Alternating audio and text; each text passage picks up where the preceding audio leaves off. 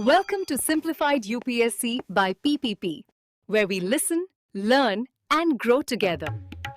Detailed lecture notes in English and Hindi, plus practice questions for prelims and mains, only on our Telegram channel. Link in description. Like and subscribe for more. नमस्कार और the deep dive में आपका स्वागत है। आज हम एक कहानी सुनाएंगे। ये कहानी है कि कैसे लोहे के एक टुकड़े ने जंगलों को खेतों में बदला, कबीलों को राज्यों में और प्रार्थनाओं को बड़े बड़े यज्ञों में। जी हाँ, आज हम आर एस शर्मा की प्राचीन भारत के अध्याय 8 के जरिए उत्तर वैदिक काल के उस महान बदलाव को समझेंगे।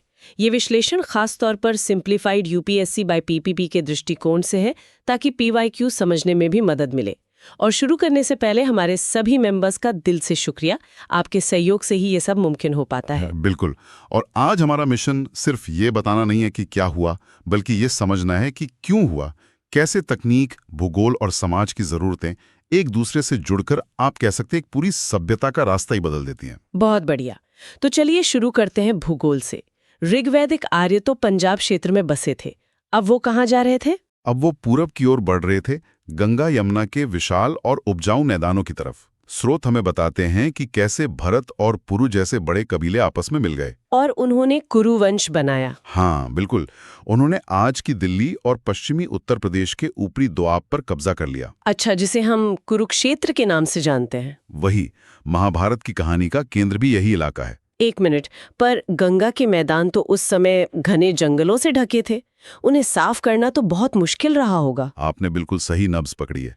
तो क्या उनके पास कोई खास तकनीक थी? यहीं पर कहानी का असली हीरो सामने आता है, लोहा। पुरातत्वविद इस दौर को पीजीडब्ल्यू लौह चरण कहते हैं। पीजीडब्ल्यू मतलब पेंटेड ग्रेवेयर, जो इस काल की पहचान है। लेकिन असली गेम चेंजर लोहा था। हाँ, लोहा, जिसे ग्रंथों में श्याम अयस कहा गया है।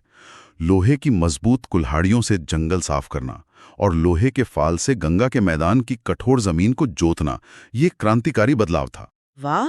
तो मतलब एक धातु ने पूरे भूगोल और अर्थव्यवस्था का नक्शा ही बदल दिया। बिल्कुल। पहले जो लोग मूलतः पशु पालते थे, अब वे पूरी तरह से किसान बन गए थे। और वो क्या उगा रहे थे? फसलें भी बदली? हाँ, अब सिर्फ जौ नहीं, स्रोत बताते हैं कि चावल, जिसे व्रीहि कहा गया है, और गेहूं उनकी मुख्य फसलें बन गईं। हमें हस्तिनापुर जैसी जगहों पर खुदाई में 8वीं शताब्दी ईसा पूर्व के चावल के दाने भी मिले हैं। तो इस खेती से जो अतिरिक्त अनाज पैदा हो रहा था, वो सिर्फ पेट नहीं भर रहा था। नहीं, वो एक नई शक्ति को जन्म दे रहा था, राजा की शक्ति। अच्छा, तो ये सीधा राजनीति से जुड़ता है। जब पेट भरने की चिंता कम हुई तो लीडरशिप का तरीका भी बदला होगा। जमीन आसमान का फर्क था। ये नया राजा पुराने कबीलाई सरदार से कितना अलग था? बहुत अलग। ऋग्वैदिक काल की जो जनजातीय सभाएं थीं, जैसे सभा और समिति, उनका क्या हुआ? उनका महत्व अब लगभग खत्म हो गया था। राजा की ताकत बहुत ज्यादा बढ़ गई थी। वो अब सिर्फ अपने कबीले का मुखिया नहीं था, बल्कि एक तयशुदा इलाके का, एक जनपद का शासक था। और इस ताकत का प्रदर्शन कैसे होता था? बड़े बड़े यज्ञों से। यज्ञ जैसे कि? स्रोत में राजसूय और अश्वमेध जैसे विशाल यज्ञों का जिक्र है।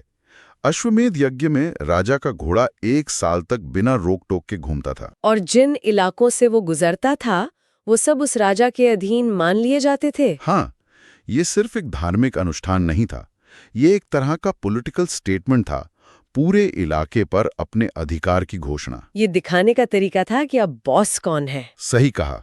यहाँ ये वास्तव में दिलचस्प हो जाता है। ये बड़े बड़े यज्ञ, इतना ठाट बाट, इन सब के लिए पैसा कहाँ से आता था? करों के माध्यम से। मतलब अब टैक्स लगने लगे थे? हाँ, ऋग्वैदिक काल में जो बलि एक स्वैच्छिक उपहार होता था, अब वो एक नियमित टैक्स बन गया था। इसके लिए बाकायदा एक अधिकारी होता था, जिसे संग्रहीत्री कहते थे, जिसका काम ही टैक्स जमा करना था। लेकिन क्या उनके पास एक सेना भी होती थी?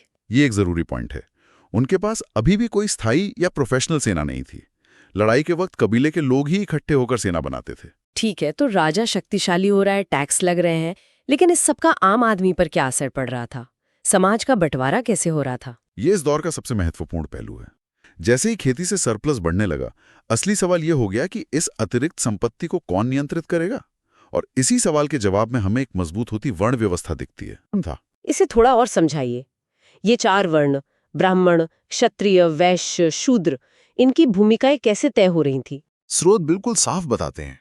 ब्राह्मण जो पुजारी वर्ग थे उन्होंने यज्ञों को इतना जटिल बना दिया कि उनके बिना काम ही नहीं चल सकता था। तो इससे उनकी शक्ति और धन दोनों में जबरदस्त इजाफा हुआ होगा। बिल्कुल। क्षत्रिय शासक और योद्धा थे जिनका काम राज करना और रक्षा करना था। और वैश्य? इस पूरी व्यवस्था का आर्थिक इंजन थे वैश्य। मतलब किसान, व्यापारी, शिल्पकार। हाँ बिल्कुल। स्रोत उन्हें मुख्य करदाता के रूप में पहचानता है। असल में ब्राह्मण और क्षत्रिय ये दोनों ऊंचे वर्ण वैश्यों द्वारा पैदा किए गए सरप्लस पर ही जीते थे। तो वैश्य उत्पादन करते थे और टैक्स देते थे। जी हाँ। और इस पिरामिड में सबसे नीचे थी शूद्र, जिनका काम बाकी 3 वर्णों की सेवा करना था। और अस्पृश्यता, छुआछूत? स्रोत ये भी कहता है कि छुआछूत की भावना अभी तक उतनी मजबूत नहीं हुई थी। लेकिन क्या सब लोग इसे चुपचाप मान रहे थे, खासकर वैश्य जो सारा टैक्स दे रहे थे? बहुत अच्छा सवाल है। समाज में तनाव तो जरूर रहा होगा। ग्रंथों में कई जगह ब्राह्मणों और क्षत्रियों के बीच श्रेष्ठता को लेकर बहस का जिक्र मिलता भी है। फिर भी ये व्यवस्था काम कर रही थी? हाँ, क्योंकि ये उस समय की जरूरत थी। एक जटिल होती अर्थव्यवस्था को चलाने के लिए श्रम का विभाजन जरूरी था। इसी दौर में शादी ब्याह को नियंत्रित करने के लिए गोत्र व्यवस्था भी सामने आई। इतने बड़े सामाजिक और राजनीतिक बदलावों के साथ यकीनन लोगों की सोच और उनके भगवान भी बदले होंगे। हाँ, जरूर बदले। क्या वो अब भी इंद्र की पूजा कर रहे थे? नहीं, इंद्र और अग्नि जैसे पुराने देवताओं की चमक फीकी पड़ गई थी। उनकी जगह नए देवता ले रहे थे। अब प्रजापति यानी सृष्टि के रचयिता विष्णु और रुद्र प्रमुख देवता बन गए थे। रुद्र जिनका रूप बाद में शिव के तौर पर विकसित हुआ। सही। देवताओं की दुनिया में भी एक तरह का फेरबदल हो रहा था। और पूजा पाठ का तरीका वो भी बदला? हाँ, और ये बहुत बड़ा बदलाव था। अब साधारण प्रार्थनाओं की जगह बड़े बड़े खर्चीले और जटिल यज्ञों ने ले ली थी, जिनमें बड़े पैमाने पर पशुओं की बलि दी जाती थी। जी। ये यज्ञ कई कई दिनों, महीनों, यहाँ तक कि सालों तक चलते थे और इन्हें सिर्फ ब्राह्मण ही करवा सकते थे, जिससे समाज पर उनकी पकड़ और भी मजबूत हो गई। इतने बड़े पैमाने पर पशुओं की बलि, इसका कोई विरोध नहीं हुआ, खासकर एक कृषि प्रधान समाज में? बिल्कुल हुआ, और यही इस दौर के अंत की सबसे दिलचस्प बात है। लगभग 600 ईसा पूर्व तक आते आते इन कर्मकांडों और बलि के खिलाफ एक बहुत मजबूत प्रतिक्रिया शुरू हुई। कहाँ पर? खासकर पांचाल और विदेह जैसे राज्यों में। ये एक बौद्धिक क्रांति थी। इसी मंथन से उपनिषदों का जन्म हुआ। उपनिषद? हाँ। तो वो यज्ञों के खिलाफ थे? वे कर्मकांडों की सतहीपन की आलोचना करते थे। उपनिषदों का जोर यज्ञों पर नहीं बल्कि ज्ञान पर था। आत्मज्ञान मतलब आत्मा और परम सत्य मतलब ब्रह्म को समझना ही असली मोक्ष है, ये उनका संदेश था। तो ये एक तरह से बाहरी कर्मकांडों की जगह आंतरिक ज्ञान पर जोर देना था। बिल्कुल। और इसी दार्शनिक जमीन पर आगे चलकर बौद्ध और जैन धर्म जैसे महान सुधार आंदोलन खड़े हुए। तो अगर हम इस पूरे दौर को समेटें तो हम कह सकते हैं कि उत्तर वैदिक काल एक नींव का पत्थर था। लोहे ने खेती में क्रांति ला दी, जिससे सरप्लस पैदा हुआ। इस सरप्लस ने एक बड़ी आबादी, स्थायी राज्यों और एक शक्तिशाली राजा को जन्म दिया। एकदम सही।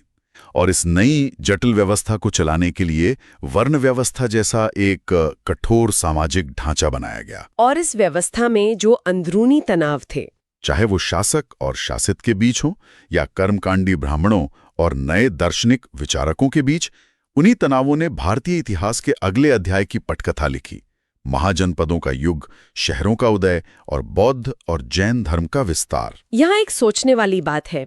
स्रोत इस तरफ भी इशारा करता है कि उपनिषदों के विचार जैसे आत्मा की अमरता, उसने कहीं ना कहीं उभरती हुई राज्य शक्ति के हितों को ही साधा।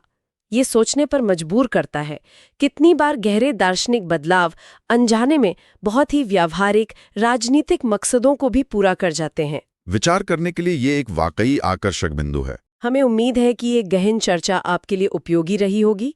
अगर आप हमारे काम का समर्थन करना चाहते हैं ताकि हम आपके लिए ऐसा सुपर उपयोगी कंटेंट लाते रहें, तो कृपया simplified UPSC by PPP YouTube channel को सब्सक्राइब करें और पेड सदस्य बनने पर विचार करें। हम जल्दी एक और विश्लेषण के साथ वापस आएं। Thanks for watching. Follow us on Telegram and Instagram. Don't forget to like, share, and subscribe.